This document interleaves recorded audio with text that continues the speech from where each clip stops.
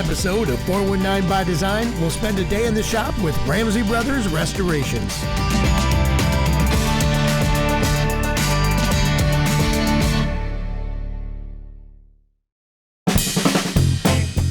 Located in downtown Toledo, Ramsey Brothers Restorations is a family-owned and operated antique boat restoration shop. Brothers Scott and Dave Ramsey have been restoring boats since they were kids and took over the shop when their dad retired. And Ramsey Brothers is considered to be one of the top restoration shops in all the world. So 419 by Design spent a day in the Ramsey Brothers shop to find out what it takes to be the tops in restoration.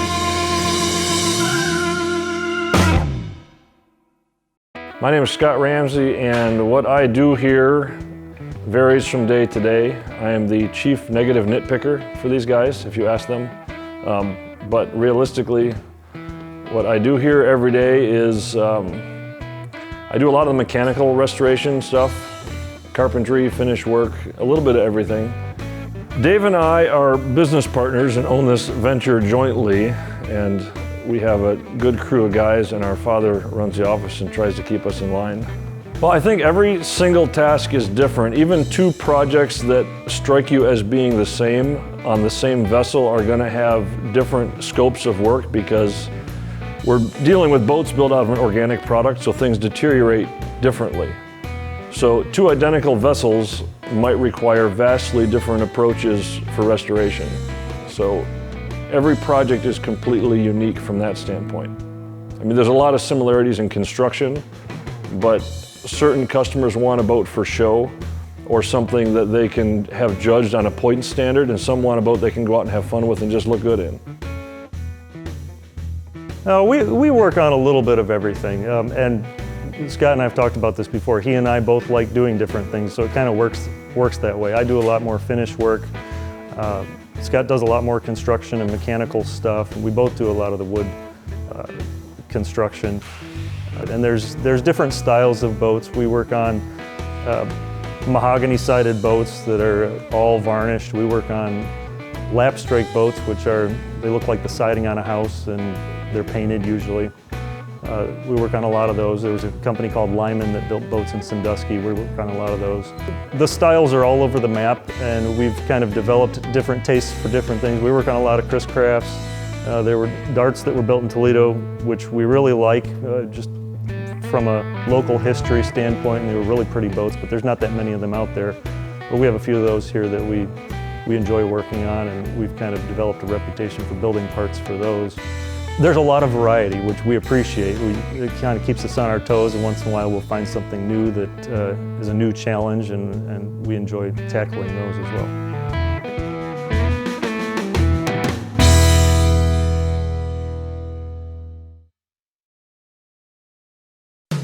This is a transmission out of the 1936 Welch. It was a somewhat one-off, or it was a very small production engine builder that built the engine, or the marine conversion. It's a flathead Ford V8 coupled with a Paragon transmission. But Paragon built their transmissions to the builder's specifications. Since this is a low production transmission, we're having a very hard time getting parts for it. So we are converting it to a modern velvet drive transmission. So that is this moment's project. We're gonna climb up in the boat and see if we can make this all fit.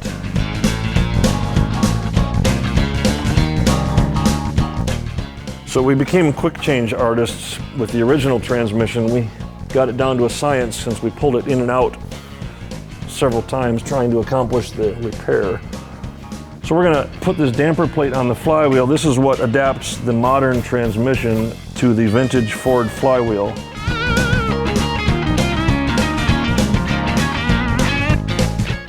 You would say, why are you not using a socket? It would be so much faster. Because I forgot to bring it up in here with me. And I get tired of climbing in and out and in and out. So this adapter is the next piece that sits on here, and there's two locating dowels that align it, click into place. However, I also forgot to grab the bolts for that. They're over on the tool bench.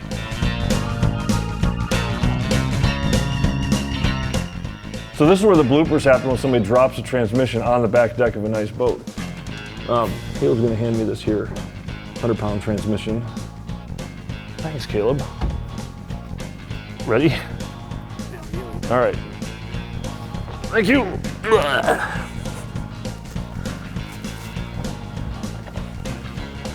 So this is the awkward part.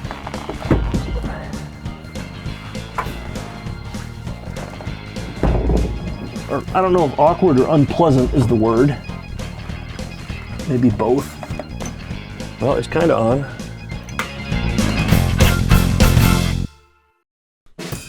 While Scott wraps up the transmission update, his brother Dave gives a tour of another incredible part of the shop, the basement. So this is where we store all the parts to a boat and we disassemble it, and we've got a couple of complete boats down here. There's a complete 1931 Dart here and a 1930 Dart on this shelf, and then all the planking is kind of stacked. It's a mess down here, but this is where we keep stuff.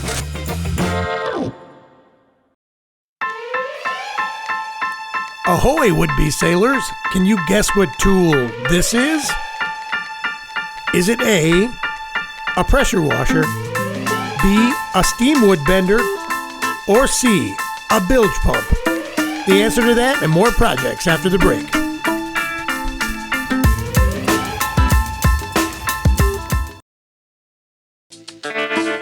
What tool is this?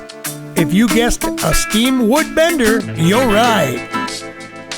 So this is our steam generator that we use to steam bend wood. That little lineman that you saw earlier has all steam bent ribs, and generally when we're going to steam bend lumber, we want to buy oak that's green, which means it's freshly cut because it has a high moisture content. Otherwise, we have to soak the wood for a long time before we steam it. So this steam generator heats water with a 220 volt hot water heater element, which goes straight up through the base. It fills about halfway through full of water. It has 2 chambers. So it's really quite efficient. So after about 4 or 5 minutes of running, we have steam being generated. It's not under pressure, it's just steam at about 212 degrees. So we have the boards in this steam box. There's dowels that run crosswise through the box that support it so the steam can circulate around it. So we'll let it cook for about an hour and then the wood is ready to bend. So we're replacing the decks on this little 13-foot Lyman that was built in the late 1950s, and they used a lot of plywood. So we've removed them, and they were just 1/4-inch plywood with some embellishments around the edge and then around the back. So in order to make sure that everything that we're building for the deck on this 13-foot Lyman is correct, we have all kinds of historical things here. We have this is a 1960 Lyman brochure that has the same model boat in it. So we kind of refer to the picture, and it's easy to tell sort of the original arrangement that these trim pieces were installed in. So this model in this brochure is the same as this boat right here. So we have a good source for how it should have looked originally. So we're remaking this trim piece that goes at the back edge of the deck. These are made out of 3/8-inch mahogany hardwood. So we're just going to cut them out on the bandsaw. All right, we're going to fire up the bandsaw.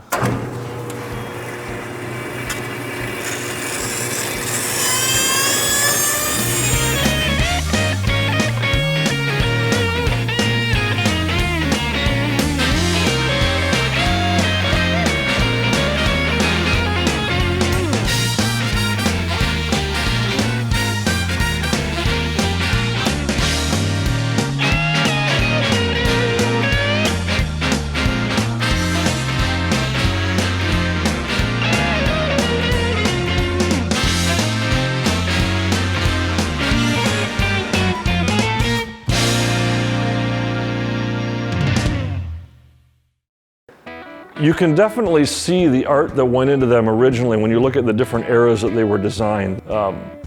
We like to exercise some artistic license in designing hardware, and if we're laying out a hull on a boat that we're working on that's coming from scratch, we get to apply a little bit of our artistry, but we try to stay relatively true to the design of the boats as they were built, because that's what kind of makes them unique.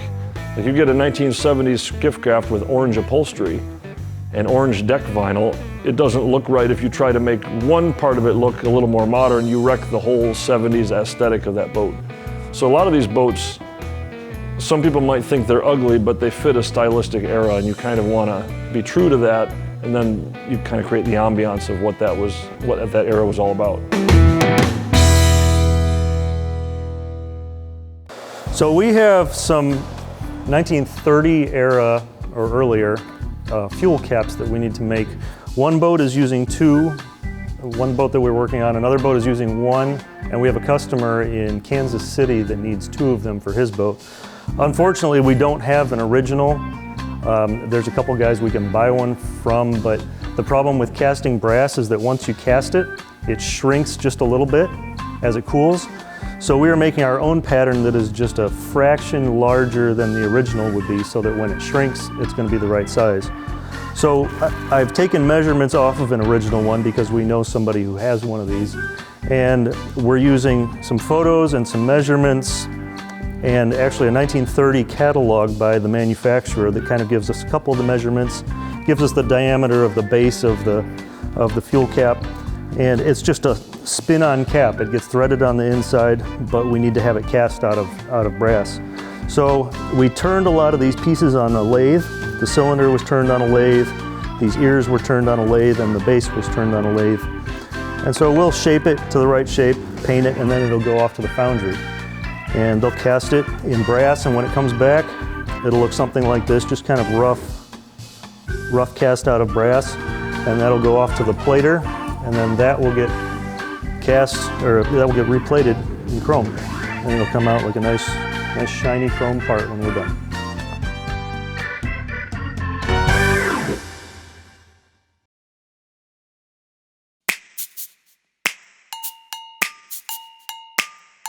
Welcome back to 419 by Design. Let's continue our visit to the shop of Ramsey Brothers Restorations. When I was 7 years old, we were at a family reunion, and my uncle ended up giving my dad a 1960 Lyman that he had sitting on his property. So we brought it home and fired it up, and my dad started taking it apart, and we decided we were going to have it restored and have it in the water the next season. It needed a lot of work, and I think 12 years later we finally got it in the water. It had gone to a couple different shops, and we did some of the work ourselves. We had done our own projects, and we had car and boat projects. We've always been tinkering with things like that. So we decided we would all put our money together and get a building where we could store things and work on them at the same time.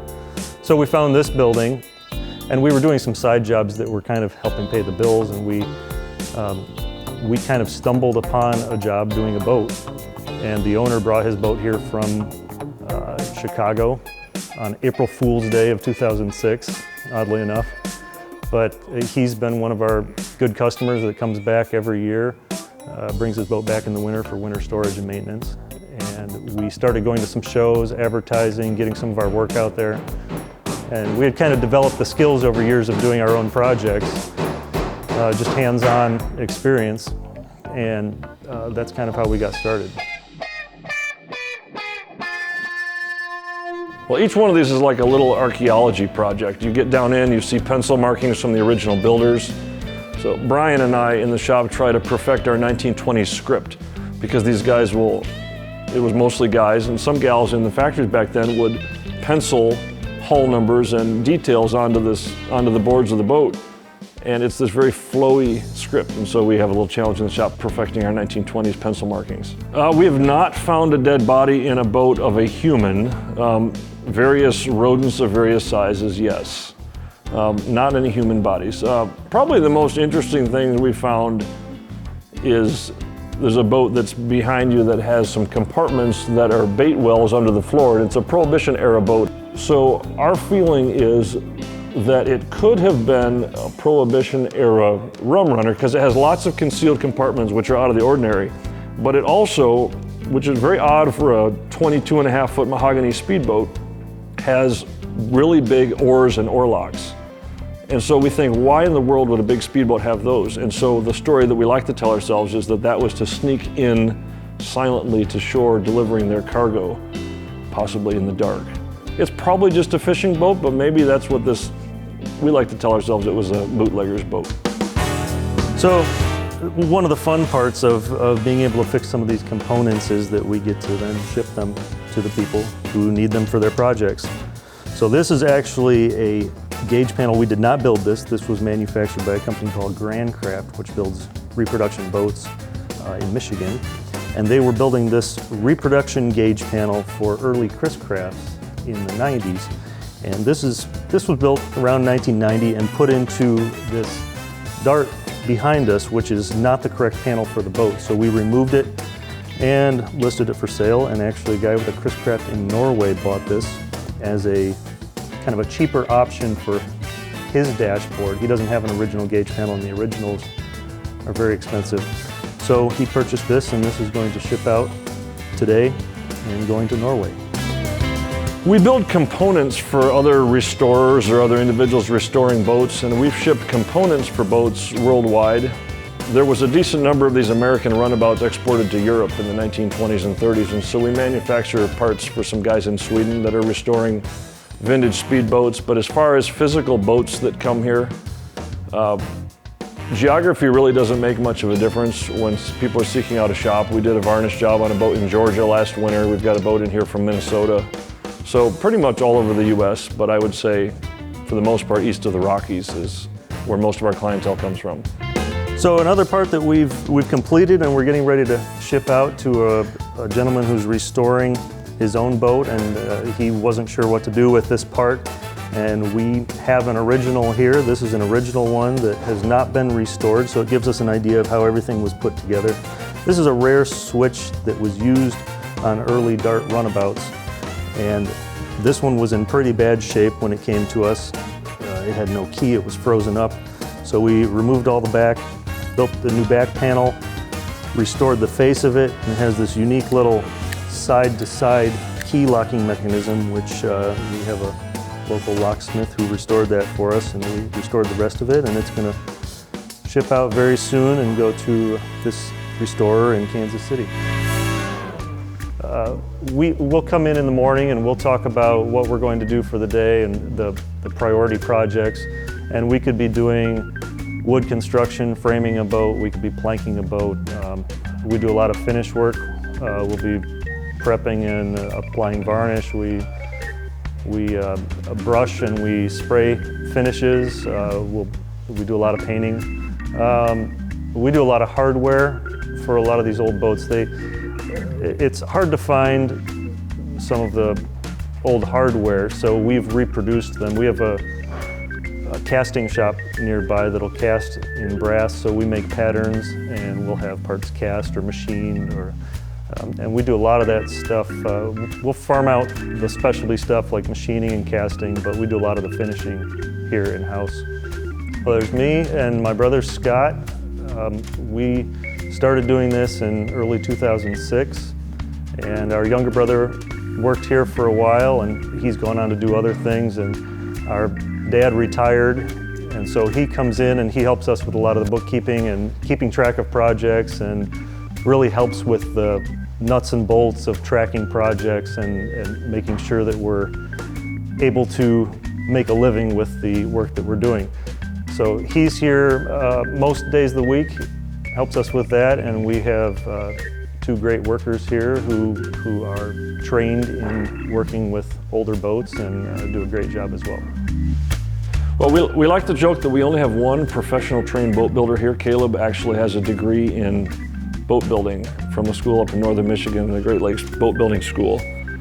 So as far as where we want to go with this business, I think number one, we are about at capacity where we'd like to add to our staff to be able to do some of these other things. We'd really like to do more boat building, new hull construction, and maybe have the restoration side a little more of a standalone business. Our skills are pretty much self-taught. I think the primary feature of someone that can succeed in this industry is a good attention to detail, an interest in history, because each one of these projects you kind of want to delve into why it's put together that way. We try to be relatively true to historical detail, but utilizing some modern materials when it comes to safety items or longevity items. But really, it's just someone that's good with their hands, good attention to detail, and willing to labor away at something that might get pretty tedious from time to time, but you have the end goal of a beautiful piece of art that you can take to a boat show and display and have fun with.